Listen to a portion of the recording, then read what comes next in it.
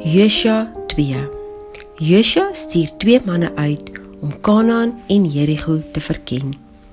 Daarop het Josua, die seun van Nun, uit Sittim, in die geheim, 2 manne as verkenners uitgestuur en gesê: "Gaan bekyk die land en Jericho." Hulle het toegegaan en in die huis van 'n hoer met die naam van Rahab ingekom en hulle het daar gaan slaap.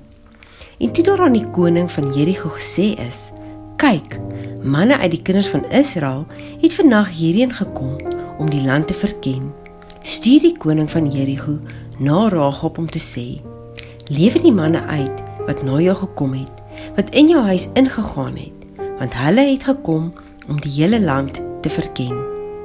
Maar die vrou het die 2 manne geneem en hulle weggesteek en sy het gesê: "Seker, die manne het na my gekom, maar ek het nie geweet waar hulle vandaan was nie."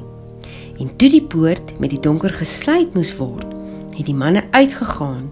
Ek weet nie waar die manne heen gegaan het nie. Jaag hulle gou agterna, want julle sal hulle inhaal. Maar sy het hulle op die dak laat klim en hulle weggesteek onder die vlasstoppels wat op haar dak oopgegooi was. Die manne het hulle toe agterna gejaag in die rigting van die Jordaan, na die druwe, en die poort het hulle gesluit, nadat hulle vervolgers uitgegaan het. En voordat hulle gaan slaap het, het sy op die dak geklim, na hulle toe, en aan die manne gesê: "Ek weet dat die Here die land aan julle gegee het, en dat die skrik vir julle op ons geval het, en dat al die inwoners van die land vir julle bewe. Want ons het gehoor dat die Here die water van die Skelfsee voor julle by jou uittog uit Egipte laat opdroog het, en wat julle die 2 konings van die Amorite, Sion en Og, oorkant die Jordaan aangedoen het, dat julle hulle met die banvloek getref het. Toe ons dit hoor, het ons hart gesmeld, sodat daarby niemand enige moed meer oorgebly het teenoor julle nie, want die Here julle God, Hy is God in die hemel daarbo en op die aarde hieronder. Sweer dan nou tog vir my, by die Here, dat terwyl ek aan julle 'n guns bewys het, julle ook aan my familie 'n guns sal bewys en gee my 'n betroubare teken, dat julle die lewe van my vader en my moeder en my broers en my susters en almal wat aan hulle behoort, sal spaar en ons siele sal red van die dood."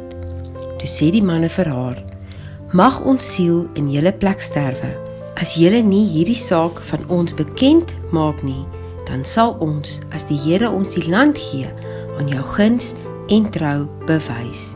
Daarop het sy hulle met 'n lyn deur die venster laat afsak, want haar huis was in die stadsmuur ingebou, sodat sy aan die muur gewoon het. En sy het vir hulle gesê: "Loop die gebergte in, dat die vervolgers julle nie aantref nie, en steek julle daar 3 dae lank weg, totdat die vervolgers teruggekom het. Daarna kan julle dan verder gaan." Toe sê die manne vir haar: "Ons sal ontslaaf wees van hierdie eed aan jou, wat jy ons laat sweer het. Kyk, as ons die land inkom, moet jy hierdie gedraaide rooi lyn, waarmee jy ons laat afsak het, aan die venster vasbind, en jy moet jou vader en jou moeder en jou broers en jou hele familie by jou in die huis versamel. Elkeen wat dan uit die deure van jou huis buitentoe gaan, die se bloed sal op sy hoof wees, en ons onskuldig, maar elkeen wat by jou in die huis sal wees, die se bloed sal op ons hoof wees, in geval 'n hand teen hom is. Maar as jy hierdie saak van ons bekend maak, sal ons ontslaaf wees van die eed aan jou wat jy ons laat sweer het." Daarop sê sy: "Soos julle sê, is dit goed." En sy het hulle laat gaan, en hulle het weggegaan, en sy het die rooi lyn aan die venster vasgebind. Hulle het toe weggegaan, en in die gebergte gekom, en daar 3 dae lank gebly, totdat die vervolgers teruggekeer het, want die vervolgers het op die hele pad gesoek, maar niks gekry nie.